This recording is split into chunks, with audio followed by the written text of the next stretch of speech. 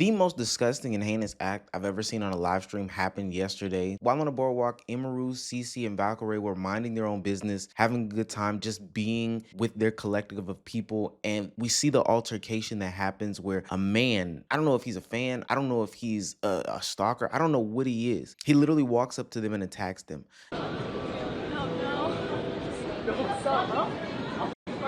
Hey, excuse me? No! Security?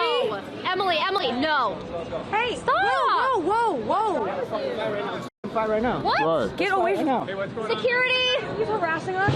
What's going on? What's going on, man? Right now. I'll kill you right now. I'll kill you right now.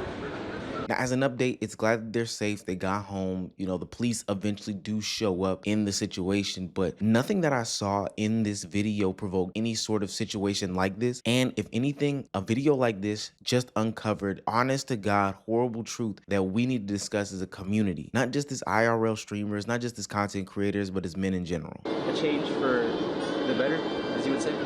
Okay. And the change would be for her number. Oh. If you like it, can I get your number? I don't have a phone. I'm sorry. Wait, put your number in mine. I don't know how to use a phone. I'm sorry. Wait, so I'm gonna keep following her. Huh? I'm gonna keep following her. God, another one. I know. You're gonna have to get in line. There's too many stalkers. That's not how you really riz. Bro, what the fuck? That's not the riz. Get behind me. So this guy started harassing these women, stalking these women, following these women, and ultimately threatening these women because he couldn't get a phone number. This is why women are inclined to, give some sort of fake phone number, put something in their phone or give them anything and just deal with the situation later on, is because of creepos like this person right here. And looking at the entirety of the clip, I can see how a lot of people thought that this was some sort of content or bit, is because this guy was seen interacting with them earlier on the boardwalk. Yeah. Emily, is that? No way. Yo, can I get a picture with you? Yeah, of course. Okay. Let's get a picture. Wait, but can I rap to you real quick?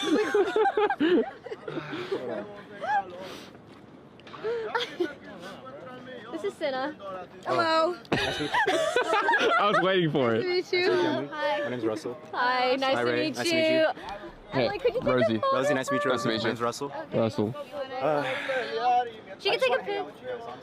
Oh, we can't because we have a. We actually, stuff to do. we're on a time What's limit. up? Yeah, you gotta we're on do? a time limit, There's so. no time frame. Did you want to pic? Oh, sorry, excuse us. Sorry. Okay, so. Do you need a photo? Oh yeah.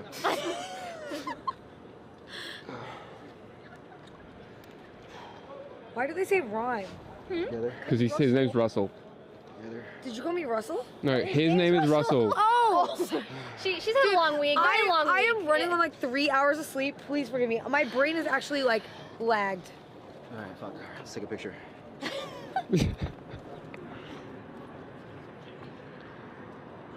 Fuck it, let's get one, Rosie. Come on. Cute! Okay. Rosie too! He's so weird that he decided to go ahead and change clothes and then come back and reappear in the live stream, maybe predict which way they were going. I really don't understand what he did. And then pose as somebody else that was totally a part of a different situation. Shout out to Valkyrae in that situation, because it looked like she recognized that this dude was a complete creepo, and she looked like she had her head on a swivel a little bit, but it seemed like there was some element of this being a part of the content or whatever the case may be. And I understand that that's why people didn't, track or keep their eye on him, but at least she did, and she was a little bit aware of the situation that was going on. To see that some dude would be desperate enough to go through these actions or do this type of interaction because he could not get a simple phone number. We are all very much still in shock, so please forgive us if we are emotional, but we are not we literally were like, let's try to keep it together. we are very much in shock, and we need you guys to know that clip does not do it justice for how scary it was. It was it didn't show everything that happened. And we just want to use it as a learning situation, because we see a lot of people saying oh, I would have done this if I was there, but you have no idea how fast it really happened. We did not know that it was even the same guy up until he made the original thread about following us. We didn't click it. He changed clothes, apparently, which was insane. Yeah, so kept running and trying to get something out of his pocket. And Like I said, like, you guys, when that clip cuts off, like, we had to run into a store screaming that somebody was going to kill us so that somebody would step in and let us in the back. And we were lucky that one of the workers, who was not like questioning us, actually like believed us, and he put us all in the back. And they're panicked. They didn't know what to do, so they tried to bring us behind the buildings to help us, but we didn't know where he was. I think when we went in the store, he backed off because it was a lot of people. And so we don't know where he was. We didn't know where he went, and we had to beg the workers to hide us because they kept trying to tell us that it's not their fault, but they kept trying to get us to go back around where it happened and saying that he was gone, but we said we didn't know if he was gonna come back. And so we had to hide in a shed for 15 minutes until the cops came.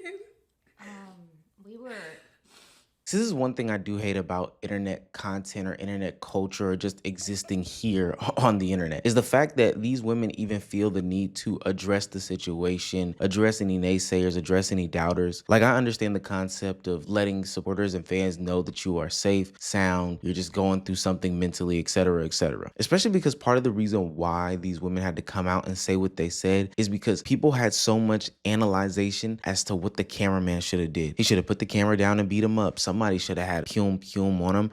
He should have turned around, boxed him, and slapped him and body folded him and all this, that, and the third. Look, whether you decide to be on the side of, I'm going to put my hands on him, he should have put a little bit more elbow, etc., etc. No matter what side you could have stood on in the conversation as to what the cameraman should have did, ultimately, the first conversation and the only conversation that should be really had right now is what the hell was this mentally ill man doing following these young girls around and then talking about how he was going to threaten to do something to them while putting his hands in his pockets. Full stop. It's bad enough that anytime a woman cuts on camera, they get some sort of unjust criticism about how they're selling their bodies, simping for the simps or whatever the case may be, putting themselves out there in some sort of sexual manner. So when we get to this point where these women are seemingly, not even seemingly, attacked on camera and people are still giving them question, gripe, grief, etc., etc., and then also hopping on the bandwagon of what the employees should have did, what they would have did, etc., etc. I'm always a proponent of being mindful of the conversations that I'm having because, and I'm not even saying the reason why that young man did what he did is because of internet conversations. Hell, I don't know why he did. I just know he needs to be locked up. But I do know when we continue these silly little conversations, tropes, making fun of segments, etc., etc., about anybody with any plight, stuff like this happens. It opens up the door to say the most meanest things. It opens up the door to honestly just be a hateful and harmful person. This isn't time for your hindsight takes. This isn't time for your what I would have did, Captain Sava, whatever the case may be.